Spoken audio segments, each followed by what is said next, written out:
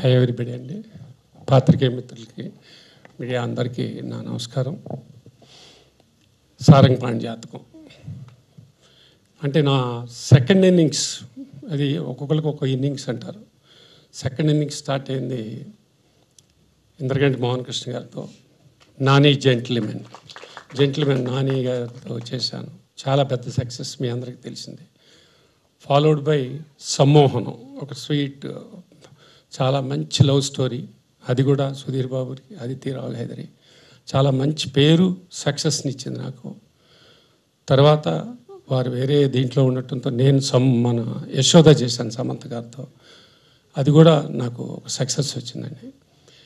అయితే ఈ సినిమాకి నేను వేరే ప్రాజెక్టు అవన్నీ జరుగుతుంటాయి. సినిమాలతో మేము ప్రాజెక్టుల కోసం కథలు వింటాలు అవన్నీ జరుగుతున్న టైంలో మళ్ళీ నా దగ్గరికి ఈ ప్రాజెక్ట్ వచ్చిందండి. వినంగానే నేను ఒకటే మాట చెప్పాను, మోహన ఇది అద్భుతం.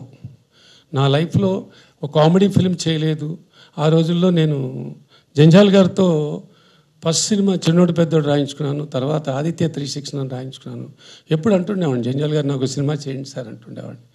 ఆయన చేద్దల కృష్ణ, నువ్వు ఇంట్లో వాడివే కదా, నేను చెప్తా కానీ వాడు అలా కుదరలేదు, ఆయనతో చేయించుకోలేకపోయాను. కానీ ఎప్పటి నుంచో ఒక కామెడీ ఫిల్మ్ చేయాలి, ఒక అద్భుతమైన పడాలి అనుకున్నాను. అది ఈ సారంగపాణి జాతకం చిత్రం ద్వారా నాకు నెరవేరుతోంది. నో డౌట్ ఎట్ ఆల్, అత్యద్భుతం. మొదట మేము ఆ సినిమాని ఒక డిసెంబర్ ఆ టైంలో ప్లాన్ చేసిన మాట వాస్తవం. బట్ అప్పటికి కొంచెం హర్రీగా వెళ్ళటం లాంటిది, కొన్ని కాంప్రమైజ్ అవ్వాల్సింది. అంటే ప్రాజెక్ట్ అనగానే డేట్ వేసిన తర్వాత కొన్ని పరిగెడతాలు ఇట్లాంటివి జరుగుతుంటాయి. బై దట్ టైం అప్పుడు దాదాపు ఇండస్ట్రీని టోటల్గా నేషనల్ వైడ్గా కూడా అద్భుతమైన చిత్రంతో పుష్ప 2 వచ్చి అది ఒక ఇదిలో ఉన్నప్పుడు ఈ స్వింగ్లో మనం కొంచెం అటు ఇటు కాకుండా ఇదేదో అడ్జస్ట్మెంట్ లాగా మధ్యలో వెళ్తాం కరెక్ట్ కాదనిపించింది. తర్వాత మళ్ళీ ఎప్పుడైనా ఫిబ్రవరి అనుకున్నది కూడా నాకు రైట్ అనిపించలేదు. నేనే డైరెక్టర్స్కి, మన టోటల్ టీంకి చెప్పాను, లేదు ఇది సమ్మర్లో చూడాల్సిన సినిమా, హాయిగా ఇప్పుడు అంత ఫ్యామిలీ అంతా చూడాలి. ఇప్పుడు మన ఎప్పుడైనా అమ్మా నాన్నని సినిమాకి తీసుకెళ్ళాలి అని అనుకున్నామంటే అది వాళ్ళకు పండగలకో, సంక్రాంతికో, దీపావళికో, లేకపోతే ఒక సమ్మర్లోనూ చూపిద్దాం అనుకుంటారు. అలాంటిది ఇప్పుడు అటువంటి అంటే మంచి సినిమా చూపించాలి వాళ్ళకి అనుకుంటారు. అలా ఫ్యామిలీ మొత్తం చూడాలనుకుని ప్లాన్ చేయాలంటే అది సమ్మరే కరెక్ట్ అనిపించింది నాకు. 100% నేను తీసుకున్న నిర్ణయం చాలా మంచి నిర్ణయం, 100% అది నేను నమ్ముతున్నాను. ఇంకోటి ఏంటంటే, జాతకాల మీద తీసిన సినిమా. నేను భగవంతుడిని, జాతకాన్ని చాలా బాగా నమ్ముతానండి. నాకు ఎందుకు నమ్ముతానంటే, ఒక స్లాక్ పీరియడ్, ఒక బ్యాడ్ పీరియడ్ ఉన్నప్పుడు ఇన్నేళ్ళేనయ్యా నీకు తప్పదు అని నాకు కొంతమంది చెప్పారండి. అది ఇదేంటయ్యా ఇన్నాళ్ళు ఎలా ట్రావెల్ అవ్వాలి అంటే, అవతల వాడిని ఎంకరేజ్మెంట్, నీ కర్మ అయ్యా ఇంకా 5-6 ఏళ్ళు ఇలా ఉండాల్సిందే, ఏం చేయమంటారంటే ఏదో ఒకటి చేసుకుంటూ ఉండు అని అన్నారు. మరి నా పరిస్థితి ఏంటి అని అడిగా. అద్భుతంగా ఉంటావా 2015 నుంచి, తిరుగుండదు నీకు అన్నారు. ఆ అద్భుతం జెంటిల్మెన్ రూపంలో జరిగింది, సమ్మోహనం జరిగింది, ఫాలోడ్ బై యశోదలో జరిగింది. యశోద అనేది ఒక కాంట్రావర్షియల్ స్క్రిప్ట్ అని చాలామంది నన్ను డిస్కరేజ్ చేశారు. మొండితో వెళ్ళాను. నా హీరోయిన్ సమంత గారిని నమ్మింది, సక్సెస్ అయింది. ఈ సినిమా, ఈ కథ విన్న తర్వాత నేను అద్భుతం కొడుతున్నాను నేను అంతే అన్నా. ఈ మార్కెటింగ్లు, ఈ మార్కెట్లో పరిస్థితులు, ఈ ఫ్లక్చుయేషన్స్, అది పెద్దవాళ్ళకి చిన్నవాళ్ళకి అందరికీ ఉన్నాయి, రకరకాలైనవి ఉంటుంటాయి. నమ్మకమే మనం నడిపిస్తుంది. అదే నమ్ముతున్నాను నేను. అందులో ఇప్పుడు మీరు జాతకాల గురించి మాట్లాడుతున్నారు. ఇప్పుడు ఈ మధ్యకాలంలో ఒక ట్రావెల్, మనకి ప్రతి దానికి ఒక అర్థం ఉంటుంది, అది మనం గమనించాలి. ఎందుకు ఆపాడు? అది ఈశ్వర ఇచ్ఛ. ఆపాడు. ఓహో ఇదా, నువ్వు నాన్న ఉండరా, నేను చెప్తాగా.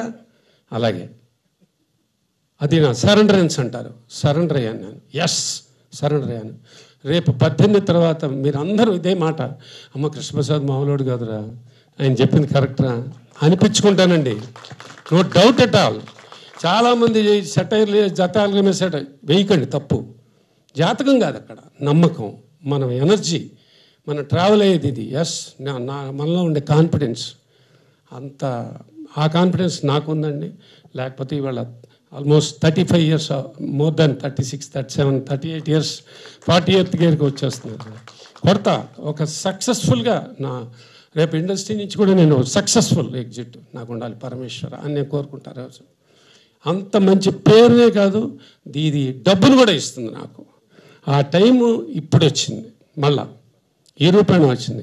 ఇందాక మన మిత్రులందరూ అన్నారు, అందరూ ఆదిత్య 369 నుంచి 5-6 సంవత్సరాలు నా ప్రింట్ ఎత్తి దొరకంది, ఇప్పుడు దొరికింది నాకు. అది పేరుని మళ్ళీ రివైవ్ చేసింది. అది అట్లాగే అంటే ఏదో ఒక మంచి స్టార్ట్ అయ్యే ముందు వచ్చిన ఒక ఇది మాట. కాబట్టి నేను నమ్ముతున్నాను, పరిపూర్ణంగా నమ్ముతున్నాను.